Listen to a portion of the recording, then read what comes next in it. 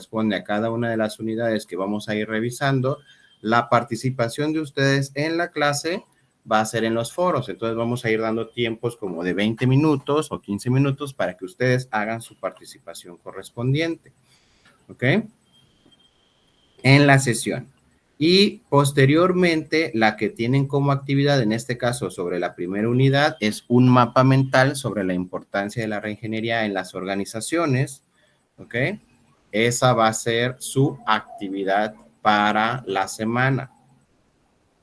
¿Sí? ¿Queda claro? Quede bien. ¿Ok? ¿Alguna duda hasta ahí?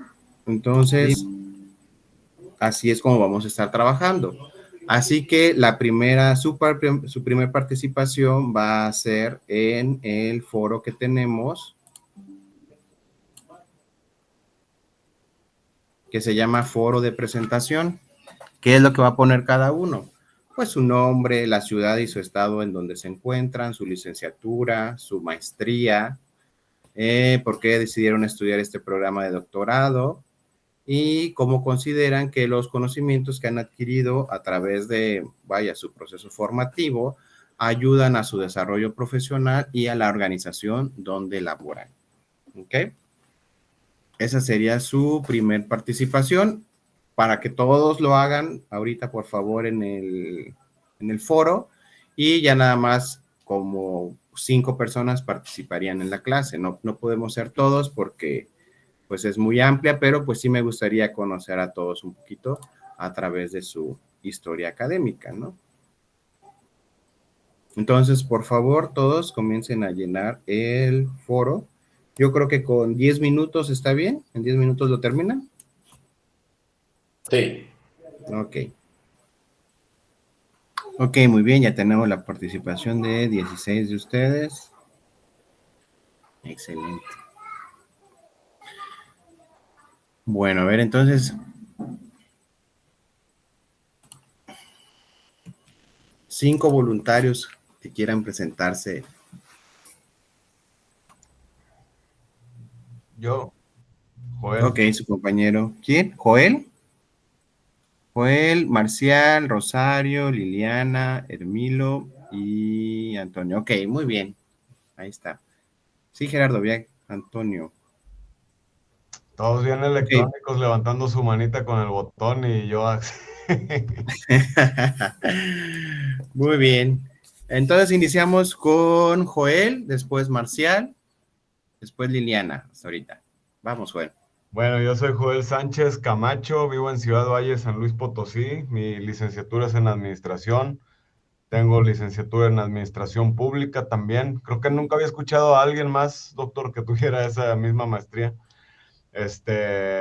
Y originalmente el plan de meterme al doctorado fue nada más como mantenerme activo, preparándome. Generalmente utilizo un medio autodidacta de cursos más pequeños, pero desde la maestría que no estaba en una instrucción formal, ¿no? Como escolarizada, así de llevar el programa, como es el caso del doctorado. Y ya ahorita que lo estoy cursando, pues sí me ha servido para identificar problemáticas en mi área laboral. Trabajo en el ayuntamiento, tengo casi 20 años en el área de recursos humanos, y esta materia tiene todo que ver con esa parte de la organización en la que estoy, y estoy contento porque ahora puedo como vislumbrar esos problemas, incluso verlos venir y proponer soluciones. Que bueno, la administración pública es un monstruo de 1000 cabezas, ¿no? Que se complica a veces la solución de los problemas, pero ya poder observarlos creo que nos pone en una situación de ventaja. Así es, muy bien, Joel. La previsión, ¿no? De una u otra forma, que es en lo que muchas veces falta en la administración pública. Sí, sí, completamente. Excelente, Joel. Gracias. Marcial, ok, creo que ahí ya están viendo la presentación. Sí se ve, doctor. Sí se ve, doctor. Bueno, entonces el primer punto de nuestra unidad 1, ¿sí? Sería que la unidad 1 es la reingeniería dinámica en los negocios. ¿Ok? Esta reingeniería dinámica son los cambios que debemos de ir aplicando constantemente en los negocios pues para irnos transformando en los negocios, o yo lo llamaría en cualquier organización. Sí, porque acuérdense que negocios es aquella que busca siempre utilidades, ¿no? Y podemos estar en entornos en donde no se necesiten necesariamente utilidades, como el sector educativo, ¿sí? El sector público, ¿ok? O el de las asociaciones civiles, en donde no necesariamente buscamos lucrar, ¿sí? Aquellos que están en organizaciones privadas lucrativas, pues digamos que sí estaríamos hablando directamente de los negocios, pero esto aplica para cualquier tipo de organización. Entonces, ¿por qué se habla de reingeniería? Porque debemos de establecer siempre planes estratégicos. Un plan estratégico, recuerden, es a dónde queremos llegar, qué queremos alcanzar. En esta estrategia se generan, aquí plan estratégico, se generan los objetivos que la organización pretende alcanzar. Su compañera decía, bueno, la universidad estaba en un nivel muy bajo. Su objetivo principal quizá era incrementar ese nivel. ¿Por qué? Porque al incrementar ese nivel significaba calidad educativa o una mejora en la calidad educativa. Entonces, parte de la reingeniería pues sirvió o se conformó a partir de un plan estratégico en donde se plantearon objetivos específicos. ¿Ok? Entonces, todos, no sé si todos han estado en contacto con la formulación de presupuestos, pues los presupuestos usualmente están correlacionados con los objetivos que quiere alcanzar la organización. ¿Vale?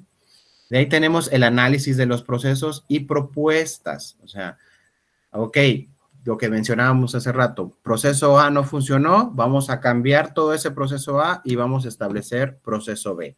Proceso B no funcionó, vamos a cambiar y vamos a establecer proceso C. De proceso C, la mitad funcionó y la mitad no, ok, entonces vamos a tomar esa mitad de proceso C para agregar el proceso D, ok.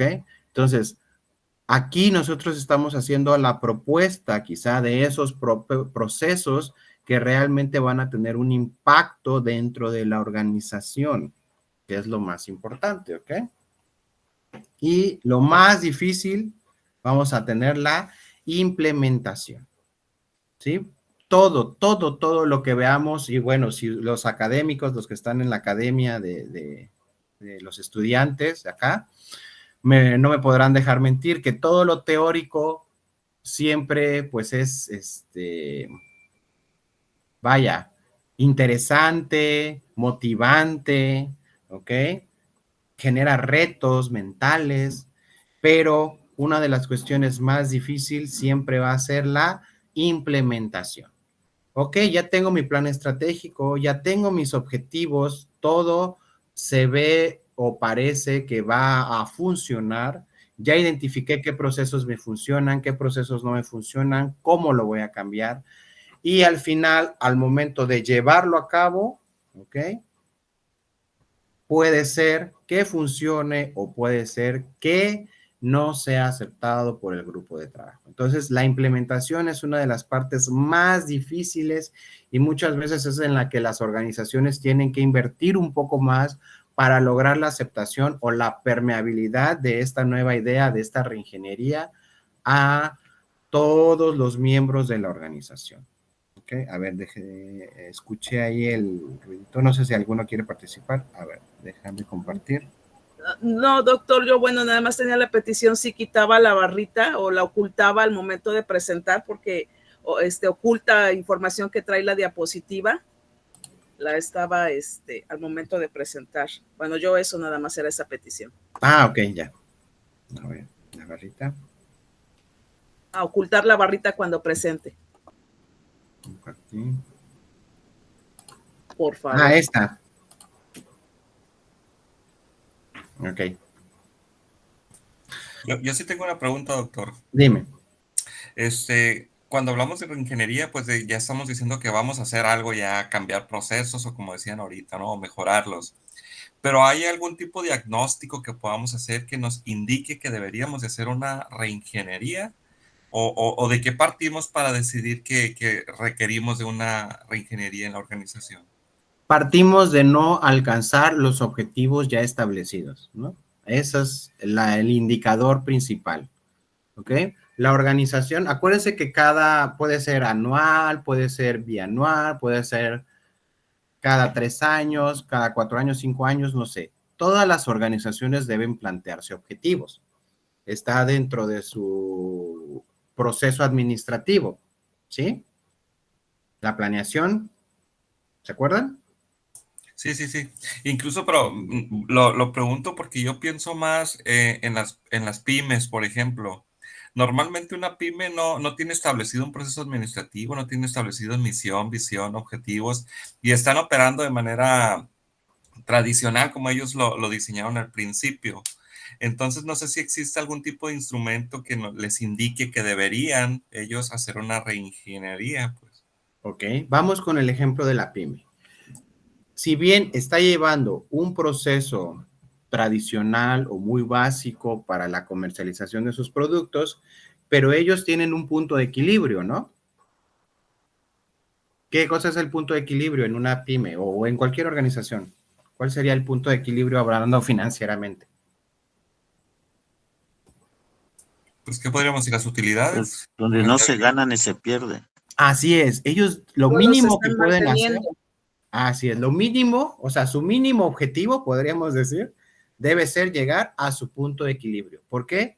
Porque puede hacer el pago de todo su pasivo, ¿no? De todas sus obligaciones y, o sea, no tiene utilidades, pero puede cubrir todas sus obligaciones generadas. ¿Ok? Que la renta, que la luz, servicios básicos, salarios, bueno, lo que sea. ¿Ok? Entonces, eso sería lo mínimo. Se supone que pasando de ese punto de equilibrio empieza a generar utilidades. La organización empieza a generar utilidades. Entonces, ¿qué sucede si llevamos 2 meses continuos o 3 meses continuos y no estamos alcanzando el punto de equilibrio? Eso ya es un indicador de que la organización está mal, ¿no? Nos está llevando a una quiebra, ¿o no? Sí.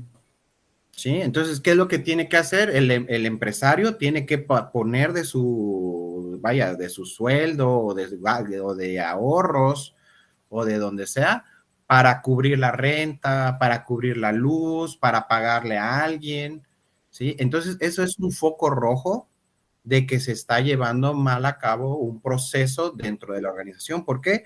Porque no estamos llegando al objetivo mínimo.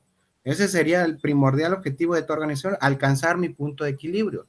Porque ni yo como empresario tengo que poner de mi dinero y el propio negocio se pagó, ¿sí? Este mes. El segundo mes igual logró cubrir todo. El tercer mes, pero no estoy generando utilidades. Y acuérdense que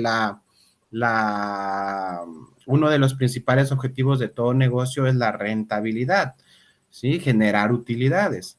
Entonces, bueno, ok, estoy manteniendo mi punto de equilibrio, pero no estoy generando utilidades, entonces, ¿qué está pasando? Algo está mal. Entonces, esos son digamos, los dos focos rojos principales en una MIPYME, en una micro pequeña empresa, mediana, no, la mediana ya tiene un poquito más de procesos medios establecidos, ¿no? Pero la micro y la pequeña, pues, esos 2 puntos, el alcanzar mi punto de equilibrio y generar utilidades, serían mis 2 puntos de análisis para determinar si se requiere una reingeniería, ¿no? Porque serían los 2 objetivos básicos que se deben de alcanzar.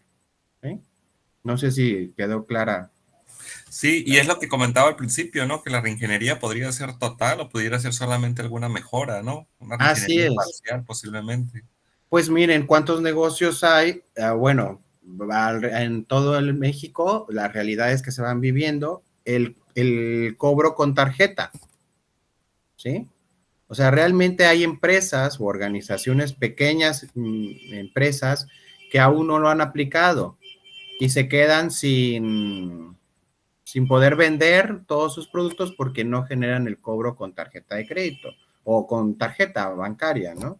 ¿Por qué? Porque se ha vuelto una herramienta, digamos, de las nuevas generaciones o de la mayoría de la población en la actualidad, ¿no? si ustedes, los que trabajan con jóvenes de edades de 18 a 25 años, pues muchos de ellos ya no utilizan tanto efectivo, ¿no? Todos están en su tarjeta y prefieren pagar con tarjeta porque sus papás los tienen controlados. O sea, hay otras cuestiones ahí que, digamos, los negocios que no han evolucionado a esta pequeña actividad, porque sería pequeña realmente, pues se van quedando atrasados, ¿no? Maestro, Sí.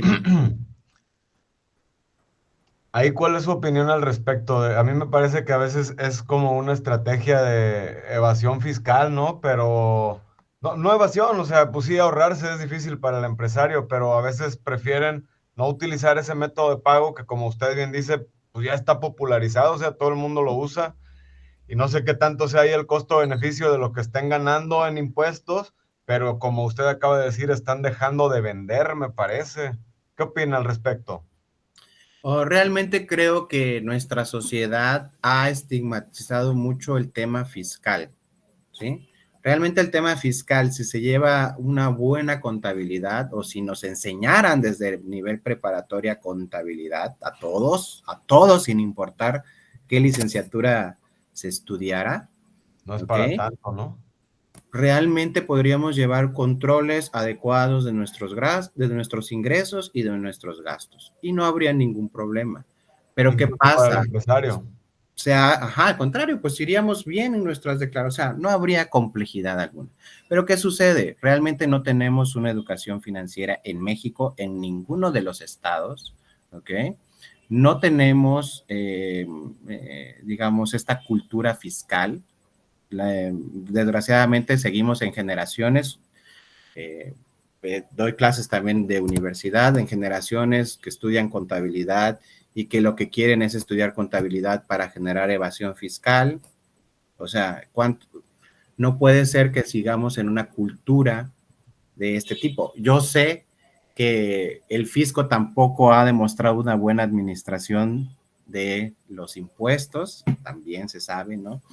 Pero a fin Pero es de otro cuentas, boleto, ¿no? si debemos creo que uno de los principales cambios que se debe de hacer es dejar de estigmatizar el hecho de pagar impuestos como un aspecto negativo, ¿ok? Y empezar a organizar o tratar de organizarnos en, pues vaya, declaraciones correctas, vaya, tratar de llevar una vida financiera, una vida fiscal, ¿no? Podríamos Sí. decir, un poco más sana. Y eso ayudaría a todos los empresarios. Es como el de los depósitos, ¿no? Si te hacen transferencias, pues realmente sí es observable desde el punto de vista fiscal, pero es identificable. El problema son los depósitos Depósitos en ahorita efectivo. en efectivo, ¿no? Y bueno, y he escuchado varios comentarios de que no quieren que se les haga transferencias ni siquiera de 200 pesos, ni de 100 pesos, ni de cantidades que uno dice, Dios, bueno, está bien, Sí, ya ¿no? me imagino, no sé, los supernarcos que ganan millones y millones de dólares y tú con tu tanda de 200 pesos el SAT, no, pues no te va a voltear a ver, ¿no? ¿No? Pero existe el miedo de la población y que Por no quiere la desconocimiento, como usted resistencia, dice. ¿ok? Pero es porque se ha estigmatizado todo el proceso fiscal y no hay una explicación clara, ¿sí? Si ustedes leen las noticias y leen la normatividad, cómo se ha ido transformando esta normatividad fiscal que ahora obliga a los bancos, o sea, tendríamos que leerla para poder comprenderla, pero realmente en las noticias o en un documento de fácil lectura a la población no se le ha otorgado, ¿sí? Entonces, digamos que eso ha faltado, un poquito más de comunicación de la realidad fiscal hacia la población, ¿no? Me parece muy atinada su comentario. El otro día yo hacía un análisis de cuánto gana una persona, cuánto paga, cuánto le retienen de impuestos una persona que anda en los 20, 25 mil pesos mensuales. Son alrededor de 50,000 pesos anuales de ISR.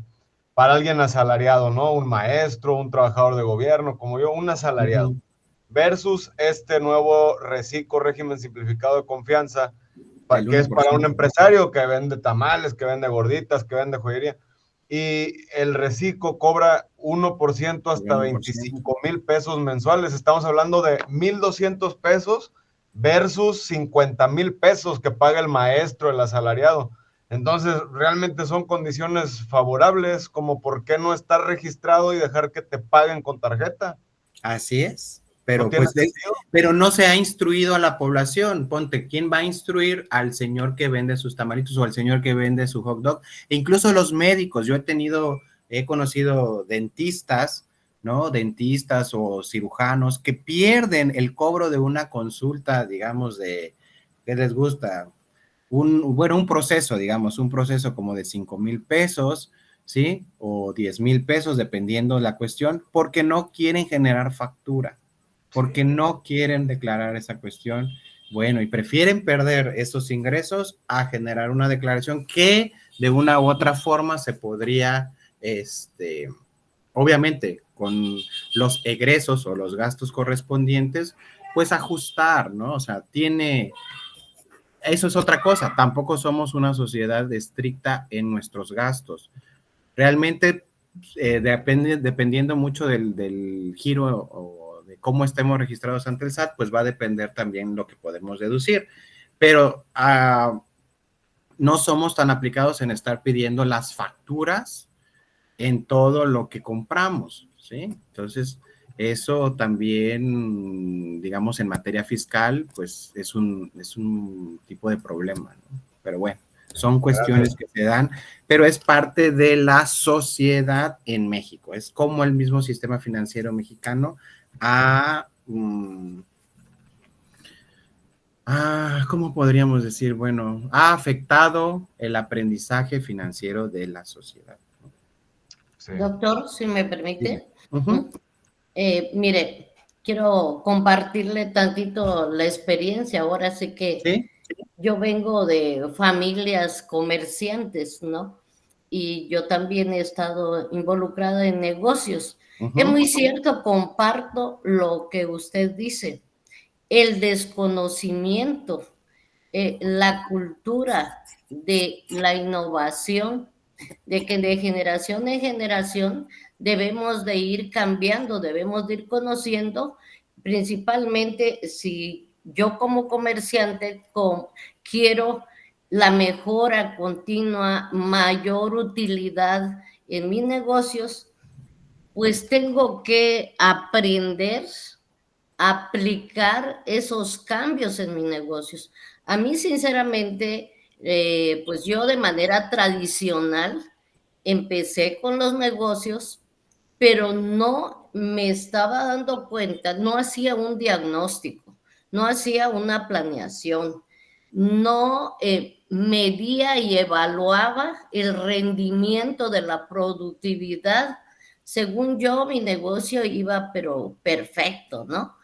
Al tener ya estos conocimientos, la mayor seguridad, empiezo a aplicar, para empezar a aplicar las tecnologías, uh-huh.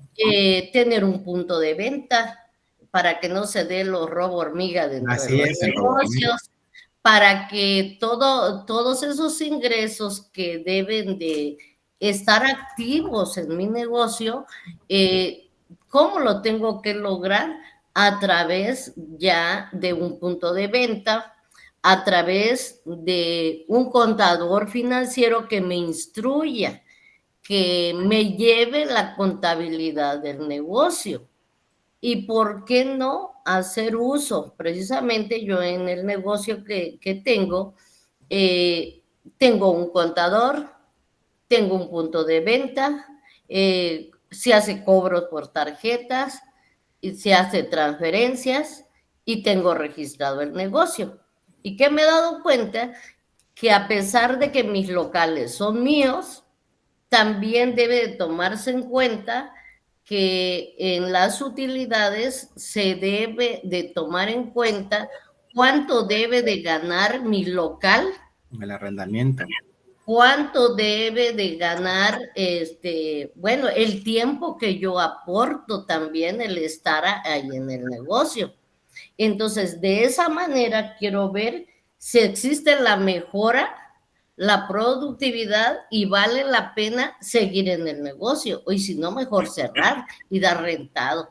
Pues yo siento que a pesar de que yo no soy contador, no soy ingeniero, ahora sí desconozco un poquito sobre la utilidad de todas estas herramientas, pero por eso he ido aprendiendo, he ido innovando y no he tenido miedo.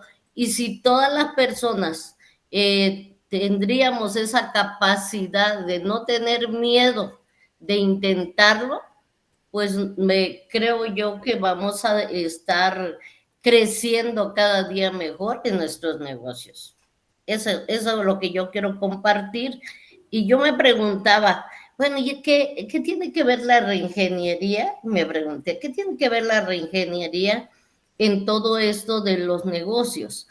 ¿Y para qué me va a servir la reingeniería en educación, no? Siento yo que es algo muy importante por lo que acabo de ver, que la mejora continua de la calidad de servicio que voy a ofertar en el ámbito educativo, y también cómo aprender a mejorar esas utilidades, aunque sea una cafetería chiquita que tengamos en la escuela, tenemos que aprender a manejarlo, y si no, ¿cómo le voy a exigir rendición de cuentas a la persona que se está haciendo cargo? Bueno, esa es mi aportación, que me falta mucho, porque de la teoría a la práctica tiene por así mucho trecho, lo voy a llamar así. Así es. Es un Gracias. poco complejo, ¿no? Ya llevarlo a la práctica, pero la intención es que ya tenemos la visión de que se puede hacer, ¿no? Se podría hacer y ha funcionado en varias organizaciones, ¿no? El hecho de establecer nuevas estrategias para tratar de alcanzar los objetivos que se están estableciendo, ¿no? Y no importa si somos micro, pequeña, mediana o grande empresa u organización, siempre se puede, o sea, la reingeniería a fin de cuentas nos va a ayudar a poder alcanzar esos objetivos que de una u otra forma en ejercicios anteriores o periodos anteriores no se lograron alcanzar, ¿sí? Entonces, de ahí podemos establecer características, o sea, hay que analizar las características del entorno en donde estamos para poder aplicar una reingeniería, ¿no? Identificar los métodos que han funcionado, los métodos que no han funcionado, y establecer un rango de importancia. Aquí es donde entra este rango de importancia. Bueno, digamos, si estamos en una organización con diversas áreas o departamentos, ¿ok? La determinación del grado de importancia es por dónde voy a iniciar, porque a veces esa es una de las decisiones un tanto complejas, ¿no? Que ustedes van a tener, enfrentan tal vez en el día a día. Bueno, ¿por dónde empiezo? ¿Sí? ¿Qué debo de cambiar primero para que tal vez eso afecte a todos los demás? O esto se debe de generar en un primer nivel para que afecte a los demás. O sea, determinar la importancia de qué áreas voy a empezar a cambiar en un proceso de reingeniería, o qué proyectos van a desaparecer y crear nuevos proyectos, también eso se puede dar.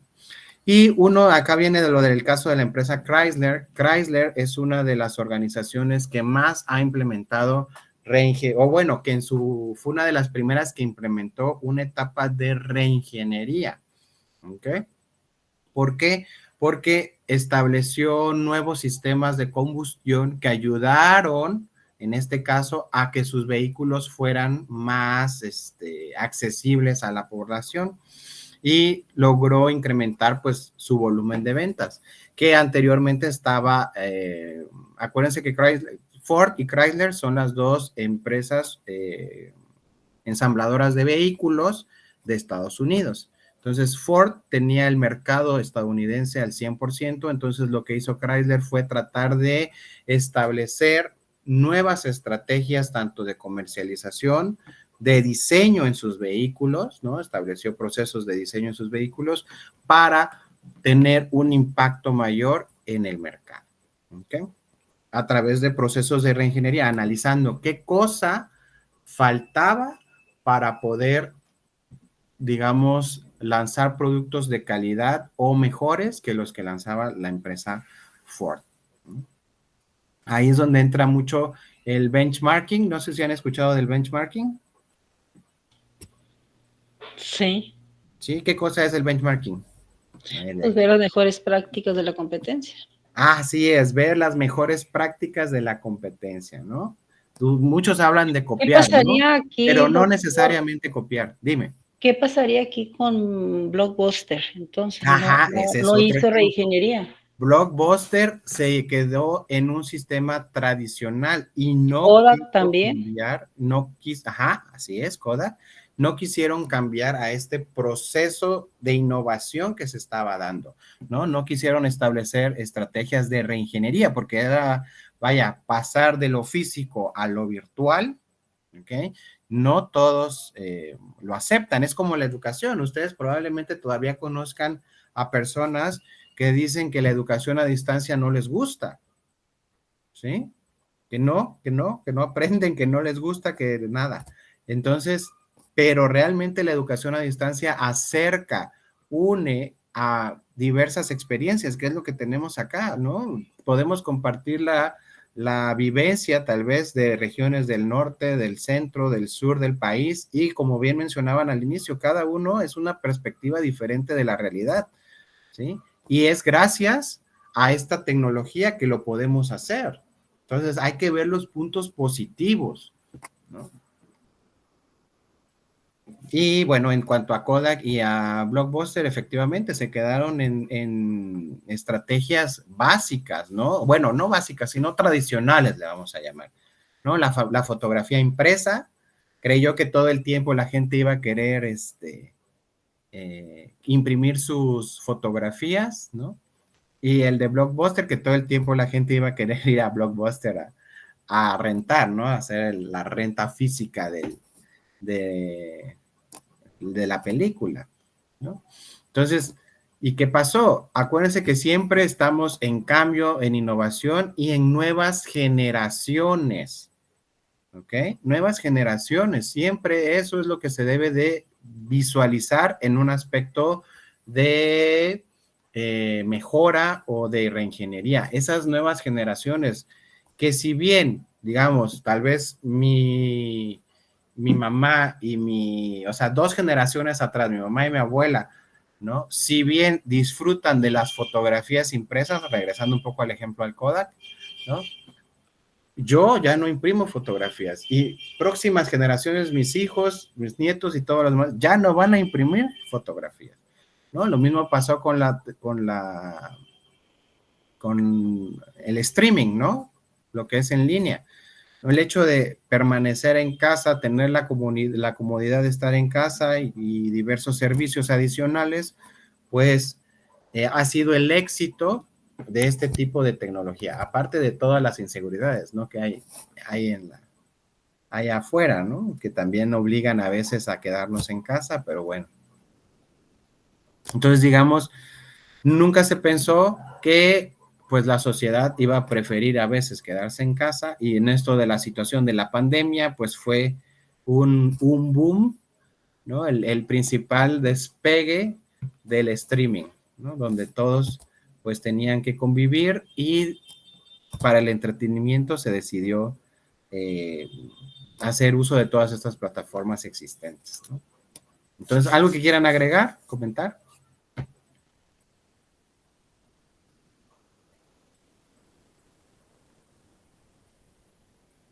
¿No? Bueno, ¿quién inventó la reingeniería? La reingeniería realmente tiene poco tiempo. Fue apenas en 1993.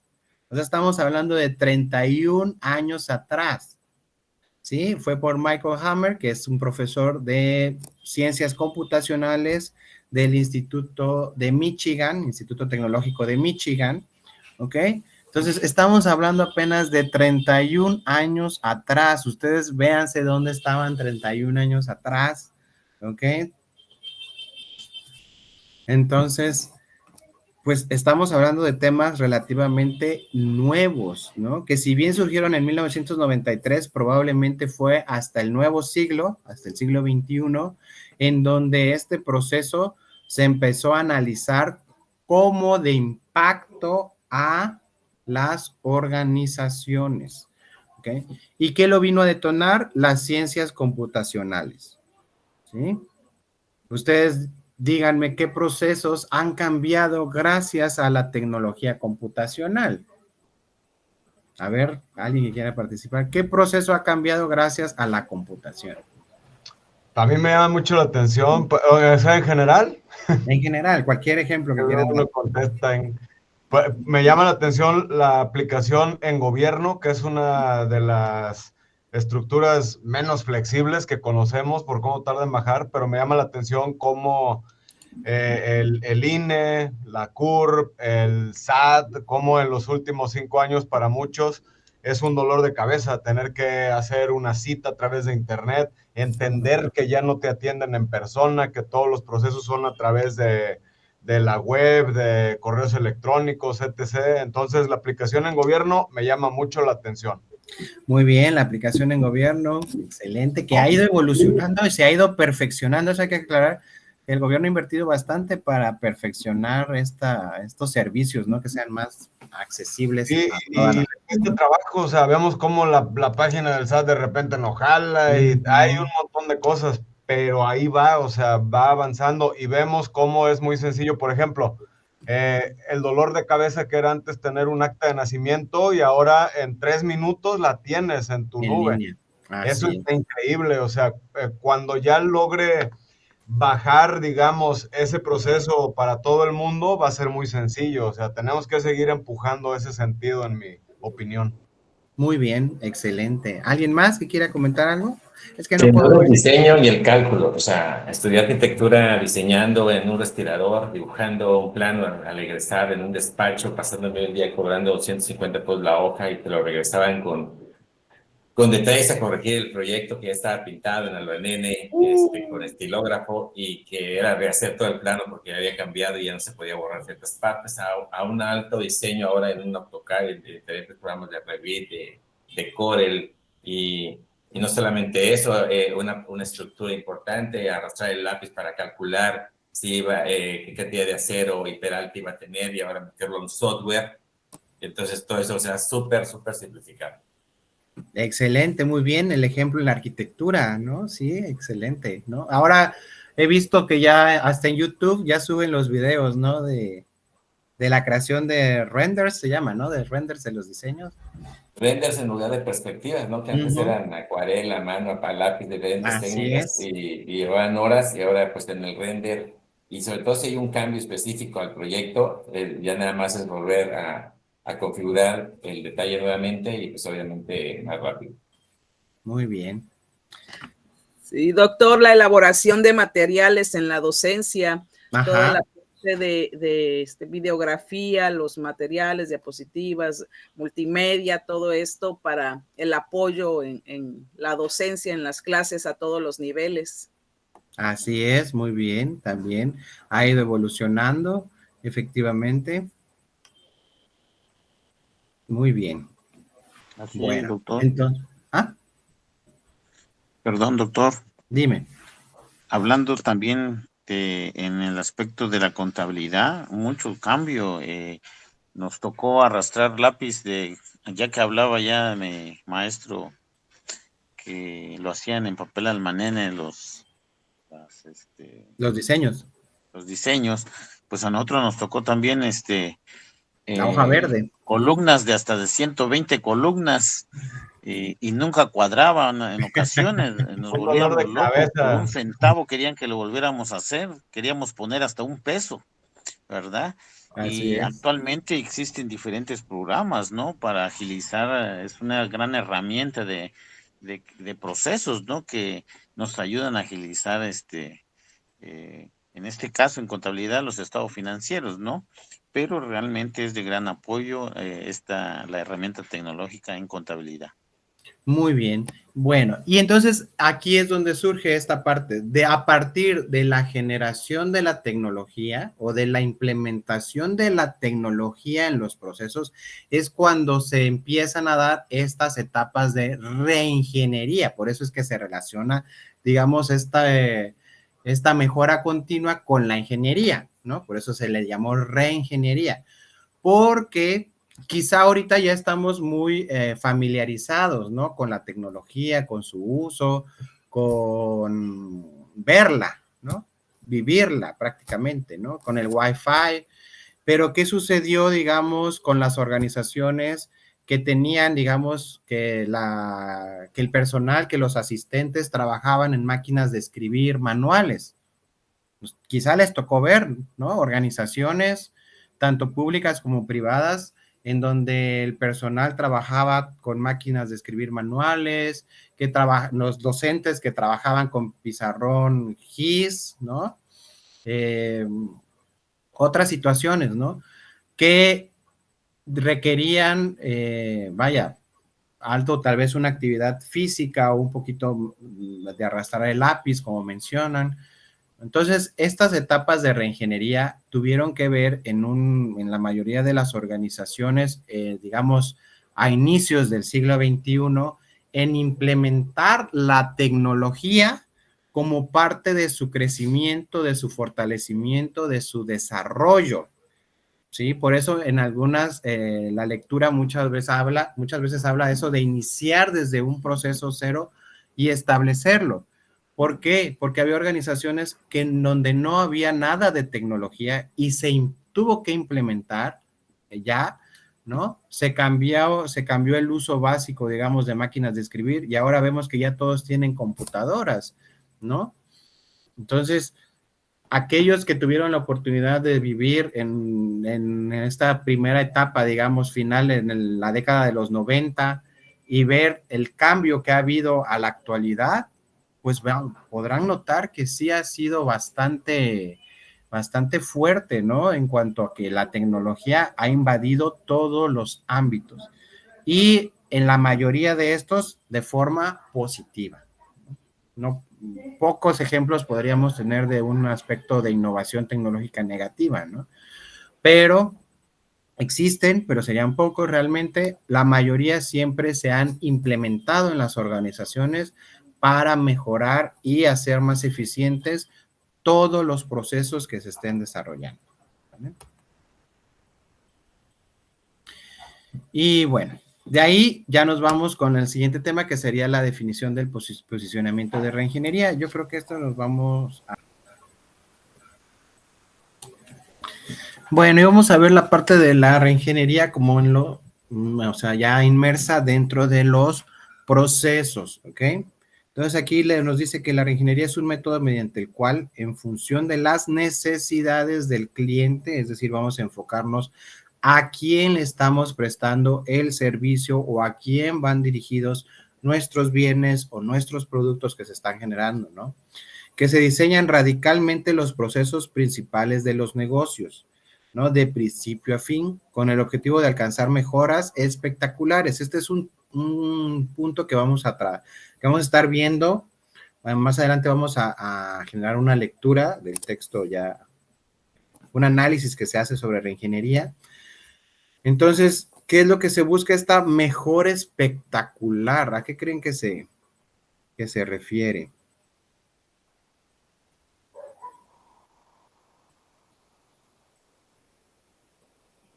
¿Qué viene a su mente cuando escuchamos mejor? Pues que sea como algo significativo, ¿no? Tangible, que se pueda apreciar y no lo contrario, el antónimo, que sería como insignificante. Así es, algo que impacte, ¿no? Y doctor, pero igual... Ajá, dime. Pero igual comentó que no necesariamente debería traer beneficios, ¿no? Como dijo usted al principio, puede ser que funcione, pero también puede ser que no funcione como se esperaba, ¿no? Ok. No obligatoriamente es una mejora que se va a dar, pues. Así es, Manuel, pero ahí ya estamos en la etapa de la implementación, ¿sí? En la implementación es donde ya determinamos si funcionó o no funcionó. Pero en este proceso, por eso dice que con el objetivo de alcanzar mejoras espectaculares. ¿Dónde se crean los objetivos? ¿En qué etapa? En la Planeación. En la planeación, ¿no? Entonces, ¿qué quiere decir? Si yo tenía objetivos tal vez de ventas de 50,000 pesos en 6 meses, bueno, un objetivo espectacular podría ser que voy a vender 150,000 pesos en esos mismos 6 meses, ¿no? Ahora, ¿por qué creen que se plasman este tipo de objetivos tan extremos o tan, como dice, ¿no? Tan espectaculares? A ver, Parma, ¿quiere participar? ¿Aile? No, sí, era sobre la mejor espectacular, pues ya lo dijeron los compañeros. Yo pienso que igual que ellos, que se refiere a un cambio, un avance significativo, pues que sea notable en algo dentro de la empresa. Así es, ¿no? Que sea algo significativo. Y bueno, muchas veces dentro de la planeación se debe de plasmar de esa forma para llamar la atención de los inversionistas o de aquella persona que debe de tomar la decisión de implementarlo, ¿no? O de nosotros como emprendedores. El plasmarnos ese tipo de objetivos probablemente nos motive realmente a llevar a cabo una reingeniería en alguno de los procesos principales que estamos desarrollando dentro de la organización, ¿no? Muy bien. Bueno, entonces hablamos de estos, digamos, objetivos que van enfocados ¿a qué? A los costos, que ya habíamos hablado hace rato, a la calidad, al servicio en general y a la rapidez, ¿no? Optimizar los flujos de trabajo y la productividad de una organización.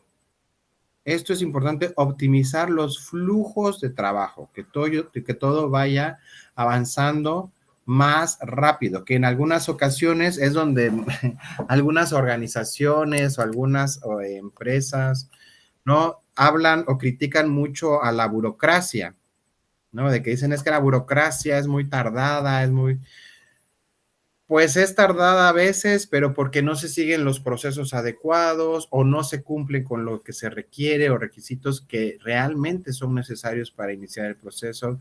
Entonces, pues bueno, debemos de tener claro cuáles son esos elementos con los que se deben de cumplir efectivamente para hacer más óptimo el flujo de la actividad, ¿no? Bueno.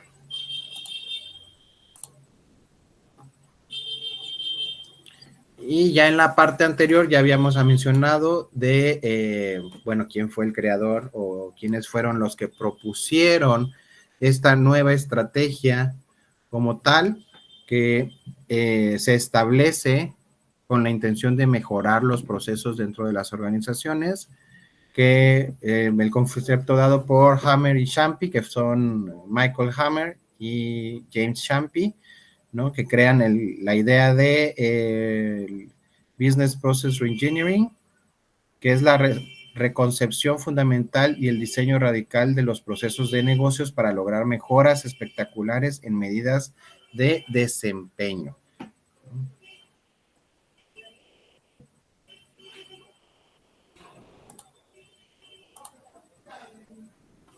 ¿Y cuál es el origen entonces de la reingeniería?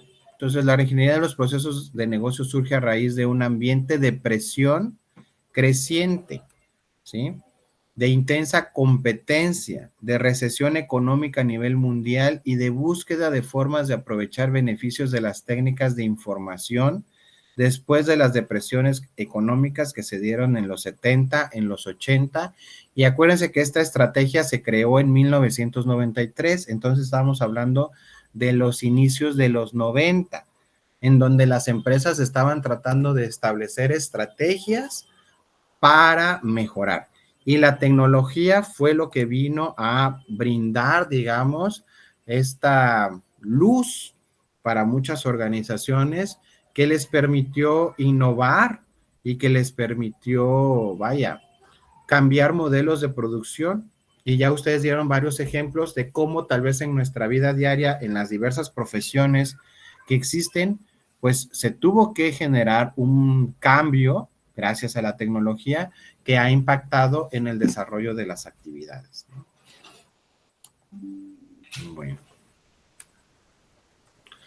Bueno, y entonces hablábamos de qué cosa es el paradigma. Prácticamente aquí les puse esta imagen de un cuadrado, porque lo que hace un paradigma precisamente es encerrar un proceso, encerrar una realidad que de una u otra forma, a través de la historia o a través del tiempo, se ha manejado como verídico o se ha manejado como aceptable en un entorno social, ¿no? Entonces, ¿qué es lo que busca esta parte de la reingeniería dentro de las organizaciones? Cambiar cualquier elemento estático en el tiempo, ¿no? Que a veces, conforme van cambiando los años o va evolucionando la misma sociedad, pues es necesario salir de ese cuadrado, digamos, en el que nos encontrábamos y enfrentar esos cambios de acuerdo a las necesidades que tengan las organizaciones, ¿no? Entonces, tenemos que ver la forma de romper aquellas limitantes que probablemente la misma organización a través del tiempo ha ido creando, pero eso no necesariamente quiere decir que sea la única forma de hacerse un proceso o la única forma de llevar a cabo las actividades de la organización. Entonces, el primer punto, digamos, que debemos de analizar es la necesidad del cambio y a partir de esto conformar ya la planeación estratégica que nos va a ayudar a crear un proceso de reingeniería, ¿no? ¿Algo que quieran agregar acá?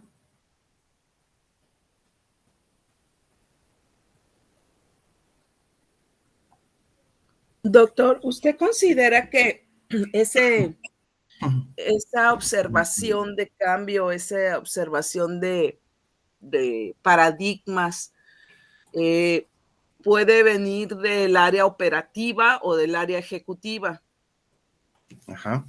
Acuérdense, al hablar, puede venir de un área operativa o ejecutiva, pero hablando de la reingeniería, acuérdense que la reingeniería tiene la característica que debe de surgir de la parte superior, o sea, como de la parte gerencial hacia abajo, ¿no? Esa es una característica de la reingeniería propia, ¿sí? Pero vaya, si lo analizamos desde otra perspectiva, ¿no? Lo que era la mejora continua, el cambio, ¿sí? Esta parte de, vaya, sí, de mejora continua y calidad total esos pueden venir de abajo, ¿no? La parte operativa es la que lo propone en una primera etapa, digamos, ¿no? De acuerdo a la necesidad que el mismo operativo tiene. ¿Sí? Pero la reingeniería tiene esa característica específica que debe surgir de la parte gerencial. Parma, dime. Sí, estaba escuchando a la compañera Rosario y sí, es cierto, ¿verdad? Tiene razón de que generalmente empieza arriba el cambio. Yo conozco una empresa aquí en Ciudad Obregón que una de sus, bueno, serían las funciones de puestos, no son gerenciales ni nada, son de medio para abajo, que una de las funciones que tienen es crear cambios en su trabajo. Y se los están a ellos insistiendo cada vez que tienen juntas con todos los ejecutivos que presenten ellos cambios y mejoras en su puesto. Ya lo tienen fijo, pues ellos eso. Así es, muy bien, es parte como de la cultura organizacional, ahí es donde entra la cultura organizacional, Sí, ¿no? lo tienen Donde, ajá, ya hicieron propio el cambio o la necesidad de cambio y mejora que surja desde la parte operativa, ¿no? Y ayuda. Sí, y consideran Ayuda como mucho. puntos buenos para ellos, para una posible ascenso, pues, dentro de la empresa. Muy bien. Elsa, dime. A mí me parece que esto de hablar de paradigmas es muy complejo sobre todo lograr un cambio. Y la pregunta o básicamente lo que me lleva, la reflexión que me lleva, es que si cuando estamos hablando de reingeniería, cuando se propone un cambio, se propone modificar un proceso para mejorarlo, se parte de los paradigmas, porque estamos hablando que cuando hablamos de paradigmas es algo que es aceptado, que ni se cuestionó, ni sabemos si es verídico, ni siquiera sabemos de dónde surgió. Y el paradigma es algo que queda en el tiempo, que se va replicando. Entonces, la pregunta más bien sería, cuando se empiezan a identificar esta reingeniería, ¿se parte del paradigma? ¿Se identifica el paradigma? ¿O en el camino nada más se aplica y se busca implementar el cambio? Porque haces un cambio en la organización, inmediatamente afectas en la cultura organizacional, en el comportamiento organizacional, pero ahí está el paradigma y a veces ni siquiera las autoridades lo han identificado. Y hay veces que el paradigma es como la cobija en la cual nos arropamos todos para evitar, para dejar, para decir que todo está bien, que nosotros estamos funcionando, pero la realidad es que ahí va. ¿Y cuántos cambios hemos vivido? Que el paradigma ahí existe y es la cobija con la que nos arropamos todos para dejar de hacer. Sí, la verdad, o sea, la idea, pues en reingeniería, acuérdense que es el cambio total, el cambio drástico, ¿no? Y se habla de romper el paradigma que ya tenemos, pero efectivamente lo que dice su compañera es muy cierto. Muchas veces creemos que algo puede ser el paradigma, pero eso es solamente la puntita del iceberg, ¿no? Se podría decir, ¿no? O sea, hay otra estructura más compleja que a veces no podemos ver y ahí es donde está la parte difícil o a la problemática que se podría enfrentar nuestro proceso de reingeniería, ¿no? Sin embargo, pues por eso uno de los elementos importantes es el apoyo gerencial, porque sabes que te vas a enfrentar a un cambio y sabes que debes de tener los recursos para enfrentarlo y que si es necesario invertir un poco más, pues vas a tener que hacerlo para que tu idea de cambio funcione, ¿no? Para que ese proceso o ese nuevo proceso realmente funcione. Antonio, dime.